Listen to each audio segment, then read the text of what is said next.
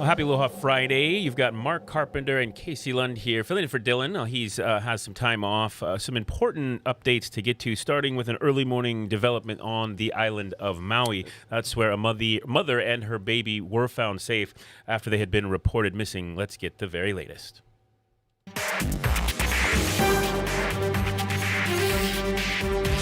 Maui police are thanking the public for help in finding a woman wanted for custodial interference. As of 6:30 this morning, authorities said 37-year-old Nadira Rosado and her son have been located.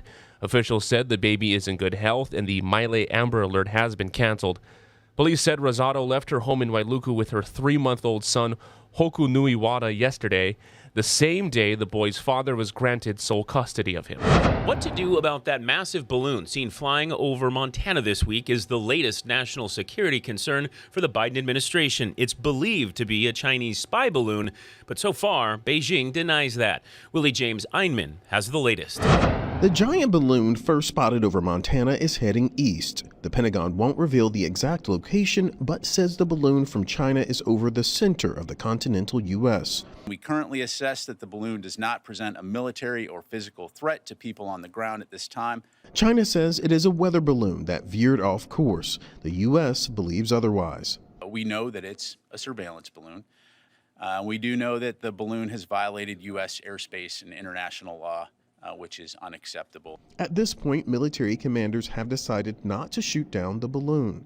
We do recognize that any potential debris field would be significant and potentially cause civilian injuries or deaths.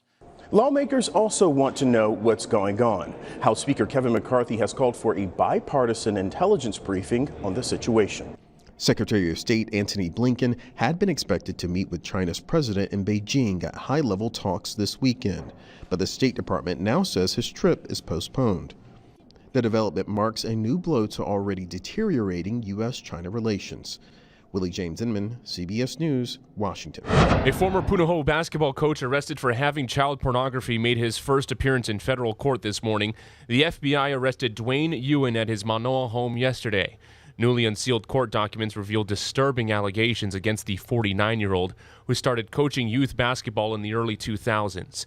Federal authorities say they have copies of text messages from 2020 between Ewan and one of his players, a 17-year-old girl. Those messages allegedly showed Ewan repeatedly asking the girl for sexual acts and inappropriate photos, even offering her money. Authorities also executed a search warrant on Apple to access Ewan's iCloud account and found nude images of the girl. He'll be back in court for his detention hearing on the 7th and will remain in custody. A retired Navy captain from Kailua will serve prison time for his role in an international bribery scandal. David Haas was sentenced to 30 months in prison on charges that he accepted more than $90,000 in bribes from foreign defense contractor Leonard Francis, better known as Fat Leonard. According to court documents back in 2012, Leonard provided Haas and others with hotel rooms, expensive dinners, and parties with alcohol and prostitutes in Indonesia and Japan. Haas then used his influence to steer Navy ships to Asian ports controlled by Francis to further his business interests. In addition to prison time, Haas has also been ordered to pay over $120,000 in fines and restitution. Meanwhile, Francis remains in Venezuela, where he was arrested last September after escaping from U.S. custody.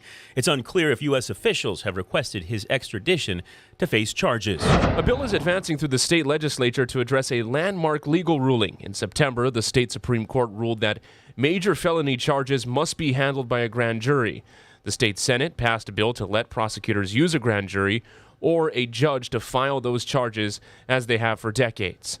The bill now goes to the House. A townhome unit in Mililani went up in flames last night. This happened at the Haleakala complex on Kalopao Street. It's described as a 6-unit, 2-story building. Firefighters arrived at the scene just after 11:30 last night. Flames were fully extinguished just before midnight. HFD tells us there were no injuries. Our photographer who was at the scene saw the fire investigators inside the unit with flashlights, and it appeared the interior was gutted. No word yet on the cause or an estimate on damage. Brace yourselves if you're in the middle of lunch. For the first time, a breeding site has been found in Waimanalo for the invasive coconut rhinoceros beetle. Workers with a tree service company called Star Farms Conservation found 24 of the beetle's larvae yesterday. They're in a pile of mulch that someone had dumped outside their property a few weeks ago. This time they decided to dump a pile of cocoa mulch, and today we were addressing it finally. And lo and behold, our guy Andrew dug in 1 pitchfork full, and these things just started popping out. What happens is the beetle hitches a ride with green waste, compost, moved with accidentally with landscaping plants, things like that. The beetles, which feed on important crops like bananas, sugarcane, and pineapples, were first found on Oahu 9 years ago. Officials say it might be too late to eradicate them, but they are trying to contain the spread. Hawaii Island police are asking for the public's help in locating a 26-year-old woman who's been missing for over 3 years. Authorities say Kiara Lavinia Henry was reported missing on Maui in late July 2019, but her family recently received a tip that she may have been seen in Pahoa on January 13th. Henry is from San Diego and was visiting Maui on vacation. Police say her rental vehicle was later located along with some of her personal belongings at the Waianapanapa State Park back in July 2019. She has not been seen or heard from since.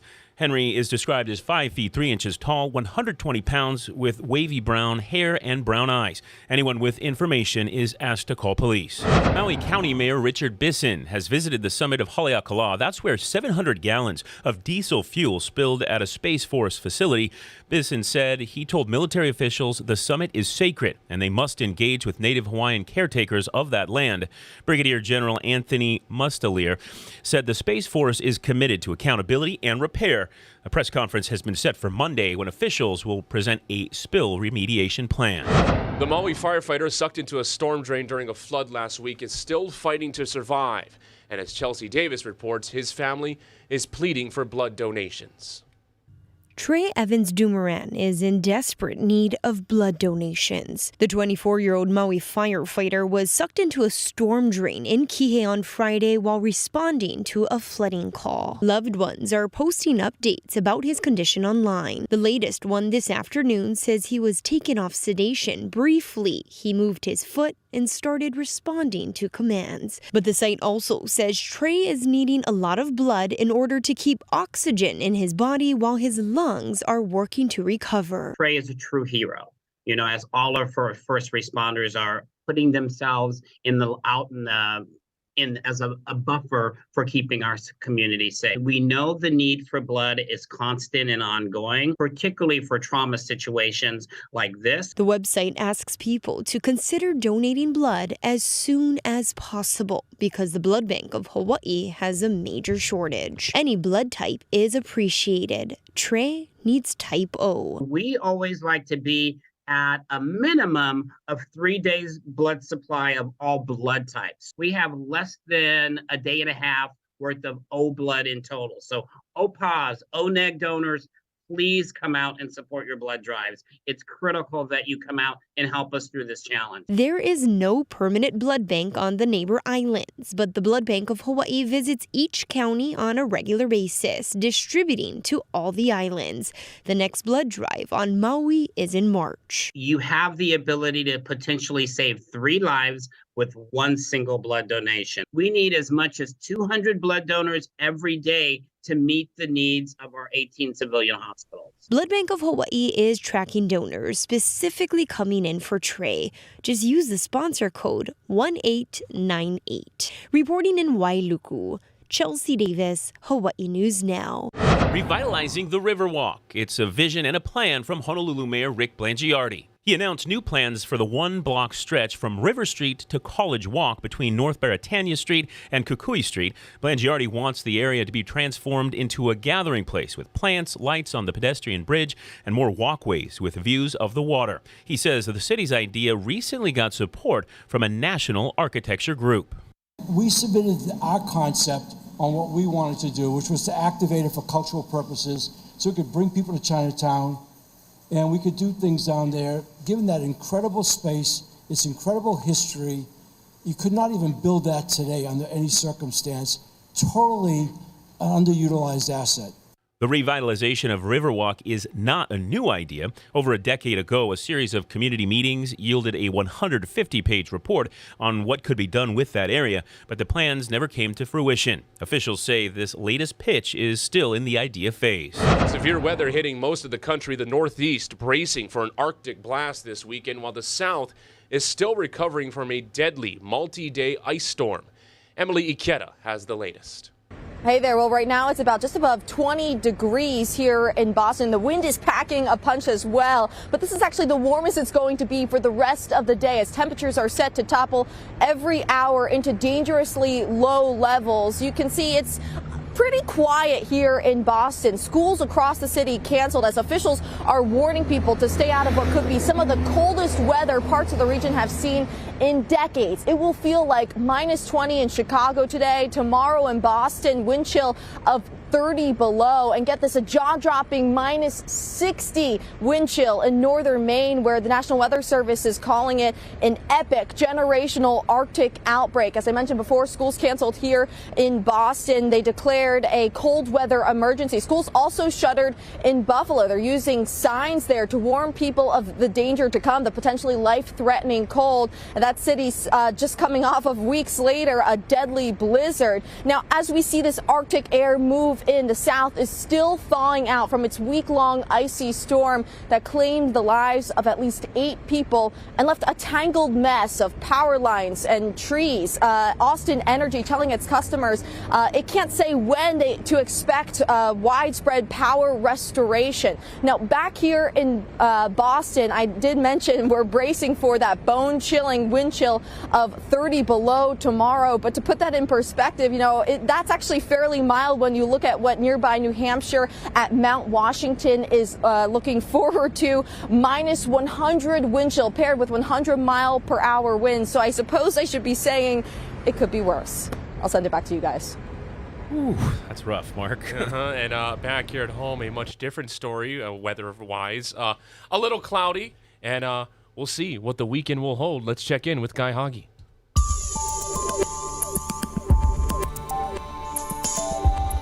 How's it on this Friday? Get ready for increasing showers. Not so much today, especially should be drier for Maui County and for Hawaii Island. But you can see those showers coming into Kauai and to Oahu, getting more intense by this afternoon. We could even see some pop-up thunderstorms for Kauai and Oahu through tomorrow. Again, it should be less of a threat for Maui County and for Hawaii Island. And everybody should get in on the stronger trade winds by this afternoon.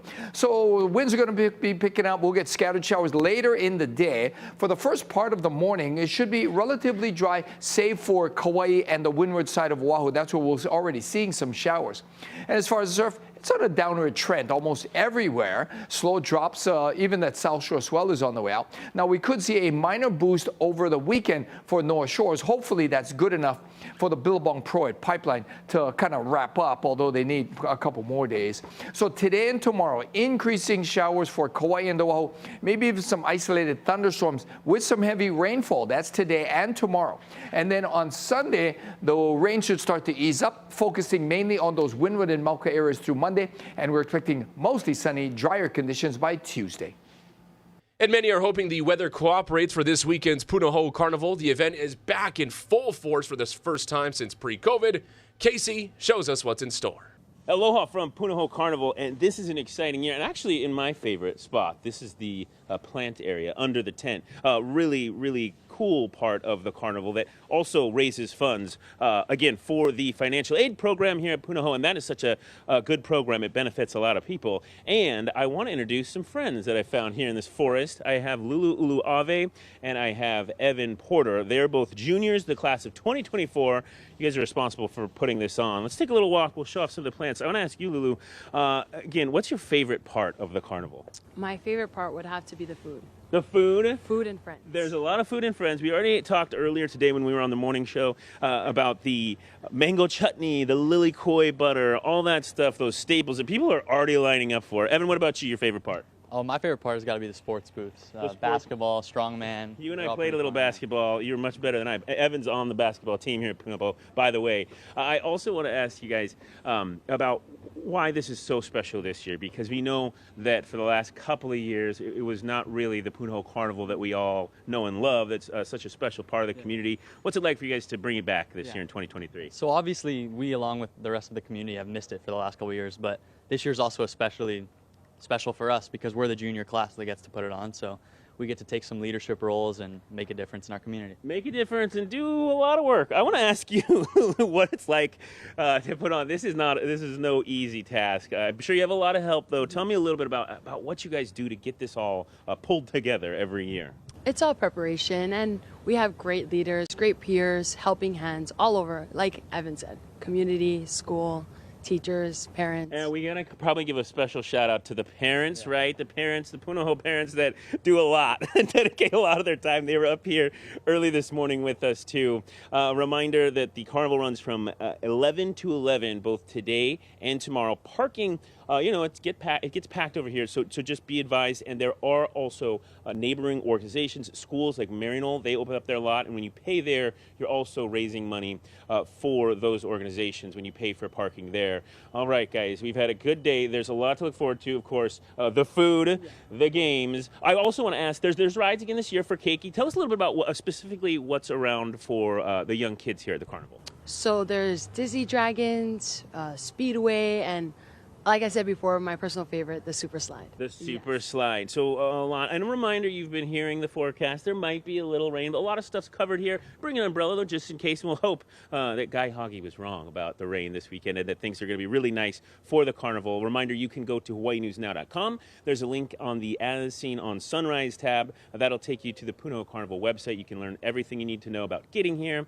And if you haven't been here or you haven't been here in a couple of years, which most people haven't because this is the first year it's back since the pandemic, reminder, drive safe and pay attention when you're here on campus. There's going to be a lot of people. Again, plan for a safe and happy weekend here at the Punahou Carnival. For now, we'll send things back to you. Casey is just everywhere. Now, you got so much happening this weekend. In addition to the Punahou Carnival, biggest night in music at the Grammys, here's Billy V from L.A. Aloha no, aloha kako from Los Angeles International Airport, where we are waiting for our flight to go back to Honolulu. Last night was awesome at the Grammy Museum. It was the reception Mele May in LA where we celebrate the Grammy nominees. This year it's Hula Halau o Keali'i o Nā Lani under the direction of Kumuhula Keali'i Sabalos and Natalie Ai Kamau. So they performed last night along with Bobby Madero Jr., Kavika Kahiapo, and it was just awesome to be there amongst everyone. Daniel Ho, Grammy Award winner 6 times. He also performed last night with the Halau. So all set, everybody's excited, but now it comes down to who wins the award. That's coming up Sunday night. Just a reminder, I'll have more of a breakdown coming up tomorrow morning on Hawaii News Now Sunrise Weekends. McKenna Maduli will be on the red carpet near the Crypto.com Arena in downtown Los Angeles. And of course, the Grammys are on KGMB coming up on Sunday. From Los Angeles, see you tomorrow morning on Sunrise. Back to you guys. Thank you very much, Billy. And speaking of Weekend Sunrise, this is the second weekend of the show after launch last week. Casey caught up with Annalisa Burgos with what else is on tap.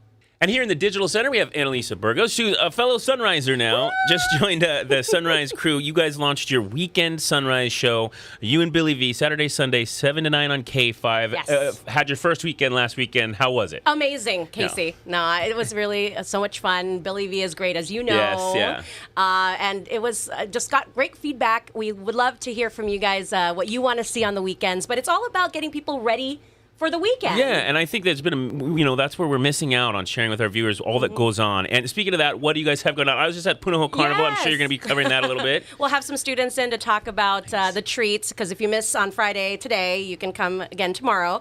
And of course, there's lots of stuff going on. I got my Punahou hat. Of course, they're going to come into the studio.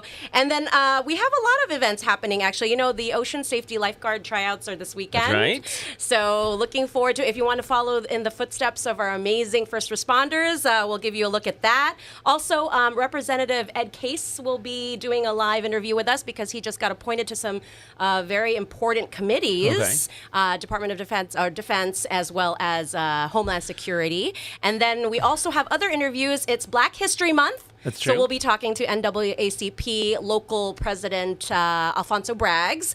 And of course, we have some food segments also because, we love you got to do that on the morning show. Very good. So lots to look forward to. Elisa, thanks so much. I know I'm sure it's a lot of work kind of starting that up. So don't forget about the Grammys. That's right, the Grammys. On Sunday. Billy V's out there, as well as our McKenna Meduli. So a lot to talk about this weekend. Again, Sunrise Weekend, Saturday, Sunday, 7 to 9 on K5. Join them. Thank you so much. I love you. I'll see you guys later.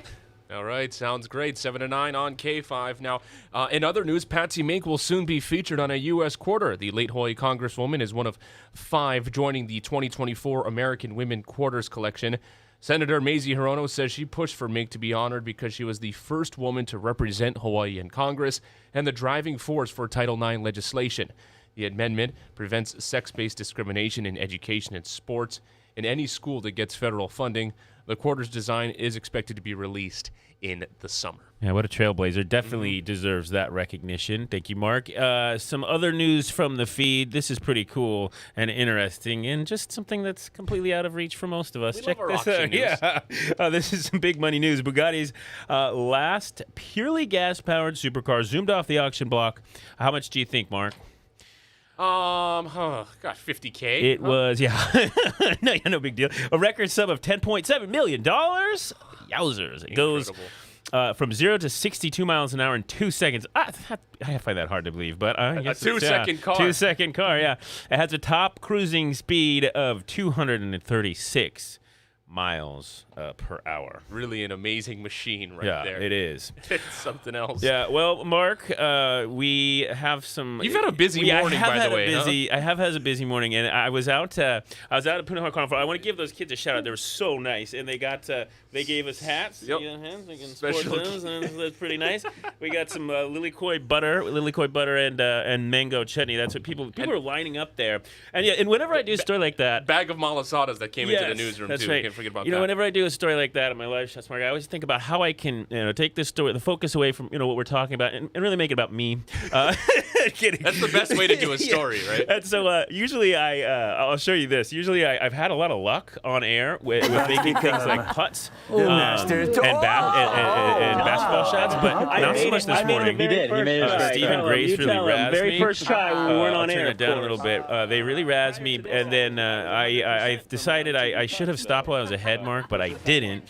And then I went on to shoot basketball. Now, I want to preface this by saying I usually make my basketball shots on air. I've been really lucky. No skill involved. Well, because there's extra pressure involved. No skill involved here. But so this morning... this is just you going through all the different events at the carnival. Yep, and boom! I really just wanted to show you that. I wanted to get a Mark laugh on my awesome basketball skills. But then, hey, I made up for it. Form is not terrible. And then my really obscene celebration there. But I just thought we'd have a laugh at that and talk about the carnival. It is so important that it's back, so that all that money goes to support kids who might need a little help with the tuition. I mean, it's a great school, but of course, some families struggle with paying that tuition. So it's about 700 kids that supports. So really big deal. And you talked about the fact that over the last several years, in the middle of the pandemic, that trying to get that event going, and all the efforts it takes to have it operating in a different capacity, whether it's students only, whether it's a drive-through setup like that, but to have it back in full force, how everyone remembers it. You got the malasadas going with the camera,